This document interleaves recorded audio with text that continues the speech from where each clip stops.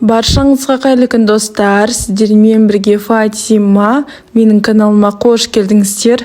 Бүгін біз өте әдемі көрінетін әрі оңай жасалынатын зебра пирог жасайтын боламыз. Бұл зебра пирогтың арасы пісіп, өте жұмсақ, дәмді болып шығады. Қарасаңыздаршы, біздің пирогымыз осылай көтеріліп, әдемі болып пісіп шықты. Ал ендеше сіздермен осы пирогты жасауды бастайық. Міндетті түрде видеоны соңына дейін көріңіздер. Ең алдымен бізге керегі бөлме температурасындағы жұмыртқа.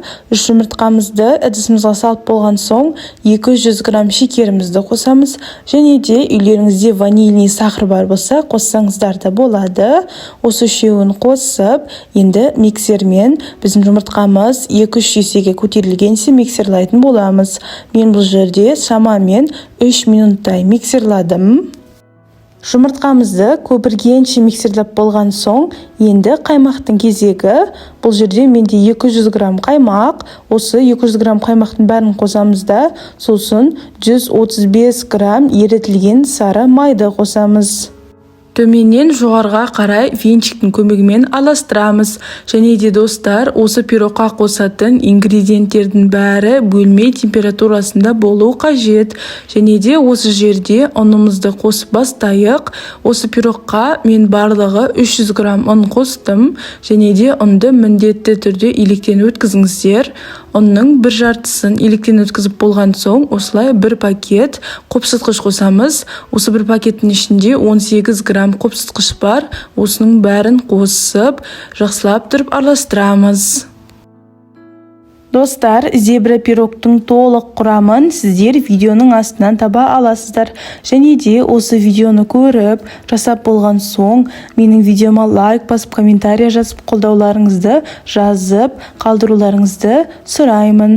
Осы жерде ұнның ең соңғы жартысын қосып, міндетті түрде електен өткізіп болған соң, ары қарай миксердің көмегімен жақсылап тұрып миксерлаймыз. Мінекей достар, бізде осындай қоймалжың, біркелкі қамыр шығуы қажет, және де қамырларыңыз орташа сұйықтықта болу керек. Мен сіздерге бағана айттым, осы пирогтың қамырына мен барлығы 300 грамм ұн қостым деп. Сіздер өздеріңіздің қамырларыңызға байланысты, сіздерде 300 немесе одан да кем грамм ұн кетуі мүмкін. Бізге бұл жерде қамырдың кішкентай бөлігі қажет. Ол үшін менде осындай ожау бар. Осы ожау арқылы ожауды толтырмай кішкене қамырды алып қалдым.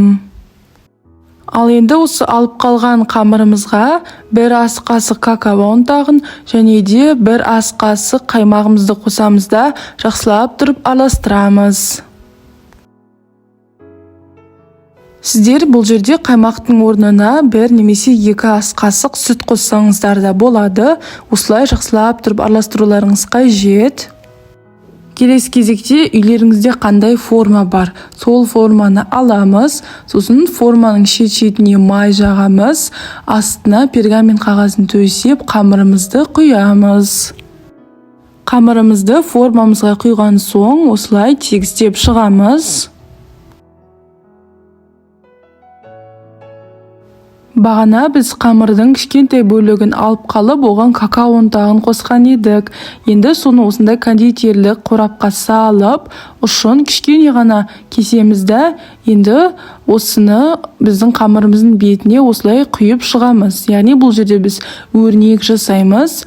Бұл жерде сіздер өздеріңізге қалаған пішінді, суретті салсаңыздар болады. Мен осылай мына видеодағыдай жасап шықтым. Бұл жерде сіздер суретті осы шоколадты қамырларыңыз таусылғанша салып шығасыздар. Достар, осы менің YouTube каналымнан басқа да тәттілердің, салаттардың және де тағамдардың рецептісін таба аласыздар. Ал енді бізге осындай шпатель таяқша керек. Осы таяқша арқылы мына видеодағыдай төменнен жоғарыға қарай осы біздің қара қамырымыздың үстінен сызып өтеміз. Қарасаңыздаршы достар, біздің пирогымыз піспесе де өте әдемі көрініп тұр. Енді осы пирогты қызып тұрған пеште 180 градуста 30 бен 35 минут аралығында пісіреміз. Пирогымыздың піскенін таяқша арқылы білсек болады. Таяқшамыз құрғақ болып шығатын болса, онда пирогымыз пісті деген сөз. Қарасаңыздаршы достар, біздің пирогымыз өте әдемі көрініп тұр. Осы пирогты жасап, дастарханға ұялмай қоя алатын пирогтардың бірі.